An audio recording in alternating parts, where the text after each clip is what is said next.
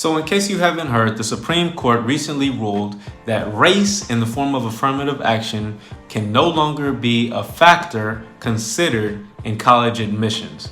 This comes on the heel of some Asian students bringing a court case all the way up to the Supreme Court, arguing that they didn't get accepted into the school because some black folks who were not as qualified were accepted due to affirmative action.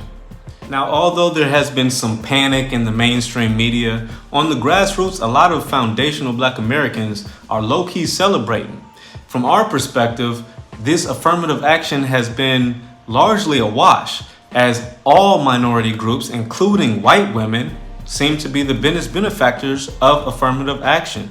Immigrants can come to America, and as a minority, they qualify for affirmative action.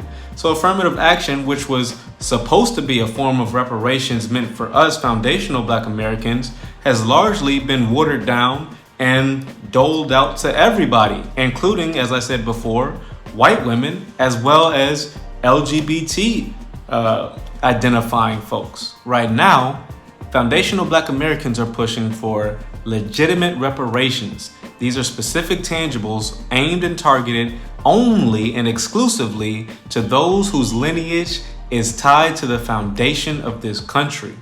This would be exclusive to Africans, exclusive to Hispanics, exclusive to Asians and Islanders. This would be exclusive to all minorities and only focused on those who come from the lineage of slavery, American slavery to be exact.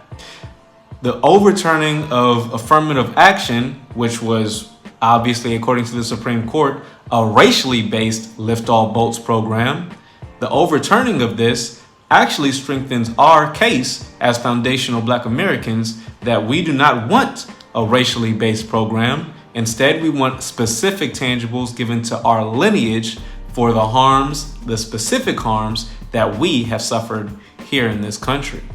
Now, at the news of the overturning of affirmative action, some conservative and self-identified racists were excited and cheering about the fact that race can no longer be a factor in considering who should go or be admitted into these Ivy League schools. But before you get too excited, check this out. What its critics call a different form of affirmative action is now being challenged at Harvard University. 3 minority advocacy groups are suing the school over its legacy admissions, which gives preference to the children of alumni. This comes just days after the Supreme Court decision ended race-conscious affirmative action in higher education. CNN's Athena Jones, she joins us now with the details. And Athena, this has been percolating for some time outside the debate over affirmative action for racial preferences, the question of whether it's fair to give preference to the children of alumni. So where does this, what argument does the lawsuit make, and where does it stand? Hi, Jim. That's exactly right. This is really a discussion about merit. What qualifies as merit? If you're going to focus on merit, can you also give special preferences to people who have a parent or relative who went to Harvard or who are big donors to Harvard? These 3 groups, the 3 Black and Latino groups, are joining together to say that no, that is not fair. They say that these legacy and donor-related admissions, they get preferential treatment. The vast majority of them, nearly 70%, are white. And so what this amounts to is a policy that ends up giving an advantage to rich white students and disadvantages other students who don't have those connections or are minorities. Now, the complaint notes that the district court called these preferences given to legacy applicants sizable and significant.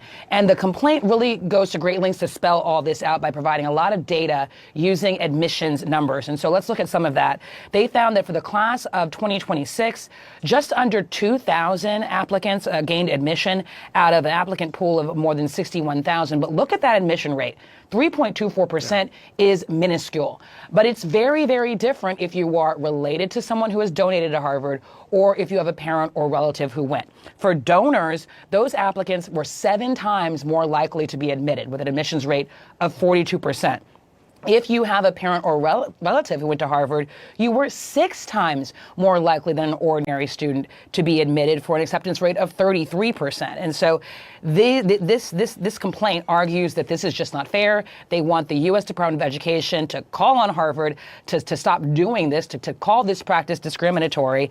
And of course, the timing of this matters so much because it's less than a week since the Supreme Court severely limited the use of race in college admissions. And so these groups are arguing that if the court is going to do that about race, it is now even more imperative to eliminate any policies that disadvantage minority students while advantaging white students. Jim. Well, one interesting thing about these cases, if you go back to the Harvard case, the data that the lawsuit found was a whole host of benefits that came in the process, including for athletes. Right, folks who play sports, they got a big boost over the general population. But there were specific ways that this complaint lays out about how legacy applicants benefited during the admissions process. Can you lay out a couple of them?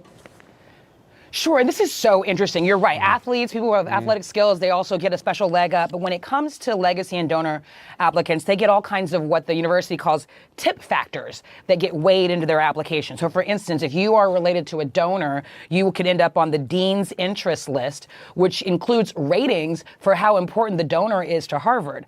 If you are one of these donor-related or legacy applicants, you have your application closely monitored throughout the entire process. They say it's annotated. So notes or symbols are added to make sure that admissions officers notice, pay it special attention. And these folks also get flagged again when they're trying to narrow down the final pool of applicants. These legacies get flagged again. So a lot of advantages here that these groups are arguing are not fair and should be eliminated. Now, I don't know why it took this long for legacy admissions to be challenged in the courts, but now that affirmative action has been challenged and overturned, I predict that legacy admissions are next.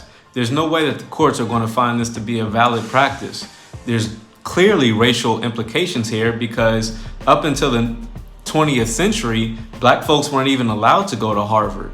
So, of course, in order to qualify as a legacy student, your parents, your grandparents would have had to go to Harvard, and seeing as black folks and quote-unquote minorities weren't allowed to go, this is clearly preferential treatment for white students. I think that this is going to be under attack. I think it's going to be overturned.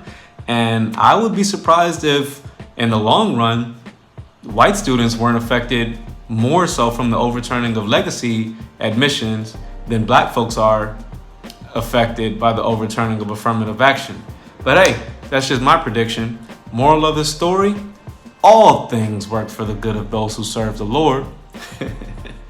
Tell me what you think. Leave it in the comment section. If you made it this far in the video, be sure to hit the thumbs up button. And if you're new to the channel, smash the subscribe button. I drop a video just about every single day, so you can come on back for more content and more epic views with the perspective that you might not have heard before.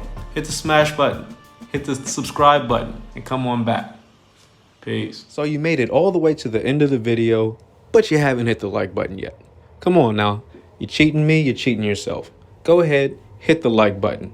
And while you're at it, you might as well smash the subscribe button so you can get notifications every time I drop a video. I make a video every day, a different topic, a different subject. They're all interesting, so you can check them all out by hitting the subscribe button and setting your notifications to all so you get an alert when I drop a video. There you go.